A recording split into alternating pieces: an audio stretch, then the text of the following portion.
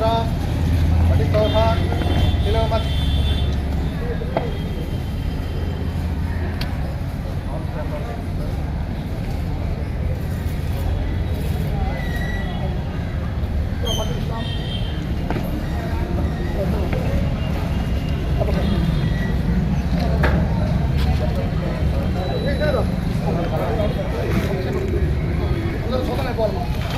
అందరము ఏం చేయాలి?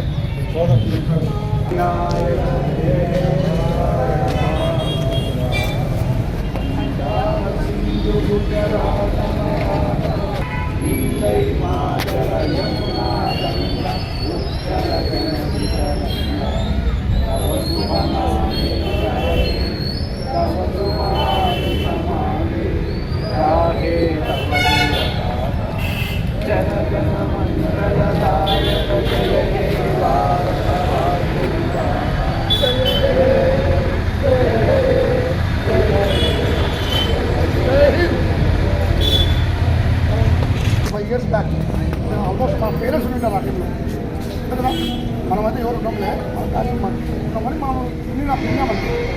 ఇంకా అందరం కూడా నేను మిమ్మల్ని ఈరోజు ఒకటే కోరుకునేది నిర్మాణంలో వెళ్ళిపోండి. రమేష్ అడినా గారు, అంబేద్కర్ గారు, నెక్స్ట్ సుభాష్ చంద్రబోస్ మహానుభావులు, ఇందులో లక్షల మంది, వేల మంది, కోట్ల మంది శ్రమే ఈరోజు మనకు ఇప్పుడు వచ్చింది. అర్థమైందా? మనము బ్రిటిష్ వాళ్ళకి సంబంధం వస్తాం ఒక దేవుని నుంచి బయటపడ్డాం. దేవుని మనము వాళ్ళతో పోయి బయటపడ్డాం. మనందరూ ఒకటే కోరుకుంటున్నాం.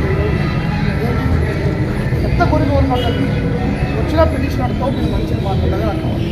ఈ ఆర్సీ యొక్క జనరల్ కౌన్సిల్ సవాల్ చేస్తుంది. వచ్చిన పిటిషనర్తో కూర్చోబెట్టి వచ్చిన వెంటనే కూర్చోబెట్టి మన గ్లాస్ నీళ్ళు ఇచ్చి ఒక గ్లాస్ నీళ్ళు ఇంకా అర్ధ గ్లాస్ నీళ్ళు ఇచ్చి మీ బాబుకి బాధేంద్ర అని అడిగితే అతని యొక్క సుగం సమస్య తీరిపోతారు.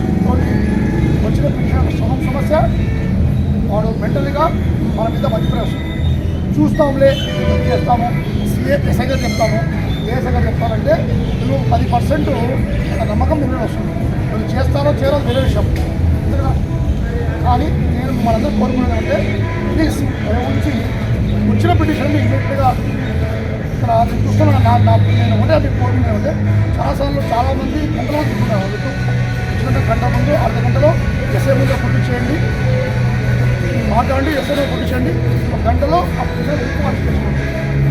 మనం ఒక్కటో ఒక్కరు వాళ్ళకి నేనేమో పెద్ద కొన్ని కాదు కదా గంటలో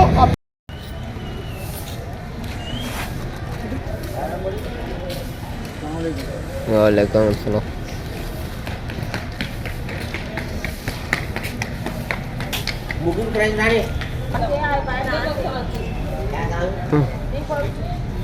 Dia boleh hai jadi.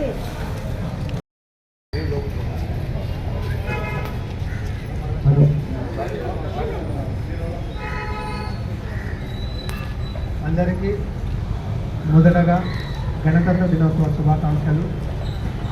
ఈ కార్యక్రమాన్ని వందే మాతర గీతంతో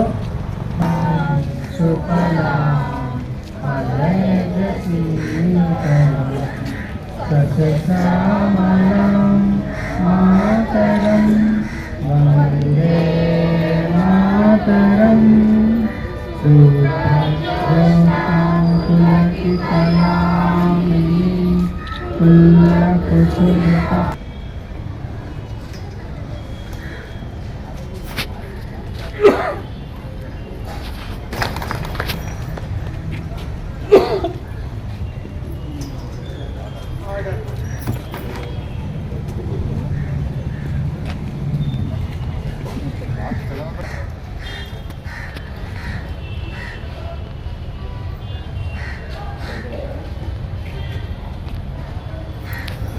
దినోత్సవానికి హాజరైనటువంటి గ్రామ పెద్దలు, మన జాతీయ పండుగలలో 3 జాతీయ పండుగలలో ఇది కూడా 2వ జాతీయ పండుగ. మరి మొదటి జాతీయ పండుగ మనకు తెలిసిన విధంగానే స్వాతంత్ర దినోత్సవం, 2వ జాతీయ పండుగ ఇప్పుడు గణతంత్ర దినోత్సవం, 3వ జాతీయ పండుగ అంటారు కొనసాగిస్తాము. 1950 మనకు తెలిసిన విషయమే. 1950 జనవరి 26 నుండి కూడా ఈ గణతంత్ర దినోత్సవాన్ని జరుపుకుంటున్నాము. అంటే మనమంతకు మనకు స్వేచ్ఛ స్వాతంత్రం లభించింది, దాంతోపాటు రాజ్యాంగ రచన కూడా చేసుకున్నాం కాబట్టి గణతంత్ర దినోత్సవం జరుపుకోవడం జరిగింది.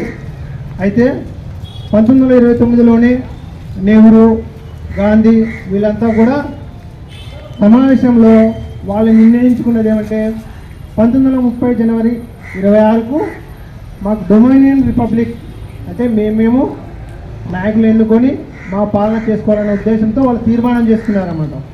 అంటే ఈ తేదీ 1929లోనే నిర్ణయించబడింది. సో 1930 జనవరి 26లో వాళ్ళు డొమినియన్ రిపబ్లిక్ మనకి ఇవ్వలేదు. అందువల్ల స్వతంత్ర పోరాటం వల్ల చివరికి 1940లో మనం స్వాతంత్రం సంపాదించుకున్నాము. అలాగే 1949 నవంబర్లో మన రాజ్యాంగ రచన అంతా పూర్తయింది. మనం గణతంత్ర దినోత్సవంగా జరుపుకుంటున్నాం. మనకు అందరికీ తెలిసిన విషయమే 75వ గణతంత్ర దినోత్సవము.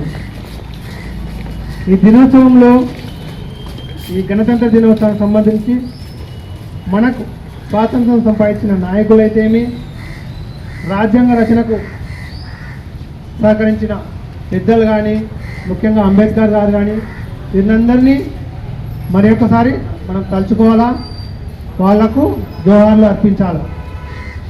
సో అందరినీ ఒకసారి తలుచుకున్నాము. వాళ్ళందరికీ జోహార్లు. జై హింద్, జై భీమ్. అందరికీ ధన్యవాదాలు. గణతంత్ర దినోత్సవ వేడుక శుభాకాంక్షలు తెలియజేస్తూ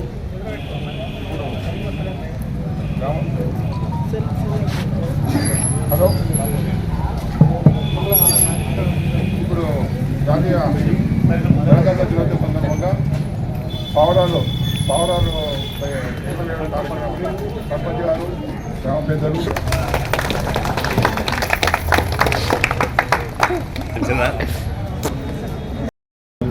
తర్వాత మన గ్రామ పంచాయతీ సిబ్బంది,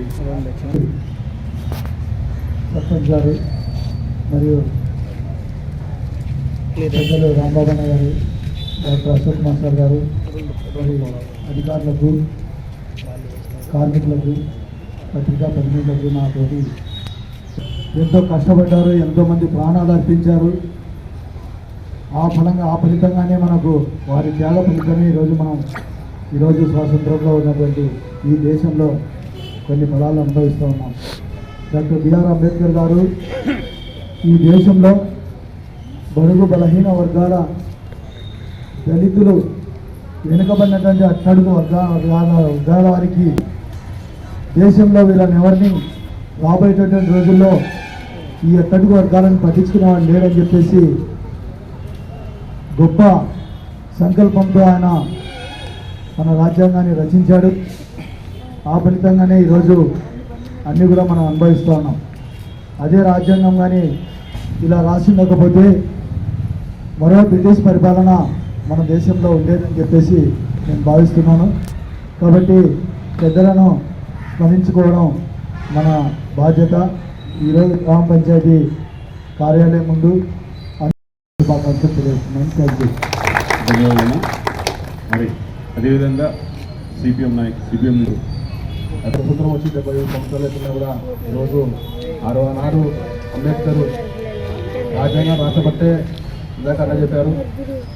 ఈరోజు ఆ జీవోలో అమలు చేసి ఇంకా దళితులని పైన ఇంకా రకరకాల జీవితాలు కాబట్టి సమానంగా చూసింది కాబట్టి అలాంటివి మనము స్వేచ్ఛ ఈరోజు నీరు గుడ్డ ప్రశాంతంగా ఉండమంటే ఆ రోజు ఆ దేశ నాయకులు అందరూ మన స్వతంత్రం కోసం పోరాడినటువంటి ఘనత ఎంతో ఉంది.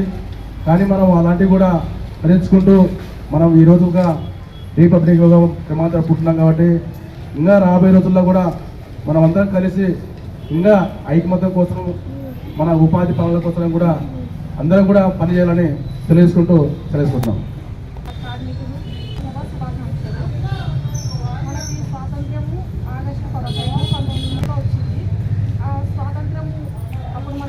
పరిపాలనలో మనం చాలా ఇబ్బందులు, మనము బానిసల్లో బతికాము. చాలా మంది స్మరించుకుంటూ జరుపుకోవాలని ఇలాంటి ఒక జాతీయ పండుగని మనం జరుపుకుంటున్నాము. జగన్ అందరూ కృతజ్ఞతగా ఉండాలని చెప్పి సందర్భం కోరుకుంటూ, అదేవిధంగా నిజంగా మీరు వాస్తవమే ఎందుకంటే ఇప్పటికీ రాజ్యాంగాన్ని 110 సార్లు కూడా దాన్ని సరళం జరిగింది.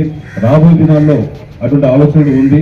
కాబట్టి ఎట్టికేలకు ఐక్యమతంతో మన రాజ్యాంగాన్ని పరిరక్షించుకునే విధంగా మనందరూ కృషి చేయాలని చెప్పి ఈ సందర్భంగా గుర్తు చేసేందుకు ప్రత్యేక ధన్యవాదాలు చేసుకుంటూ మరి ప్రత్యేకమైన పాట సిస్టర్ మంగమ్మ గారు పాడవలసింది కోరుతున్నాం. ఇక్కడికి చేసినటువంటి మన గ్రామీదే సమైక్య భావపు స్వేచ్ఛా గీతిక స్వరమున పాడే సమయమిదే.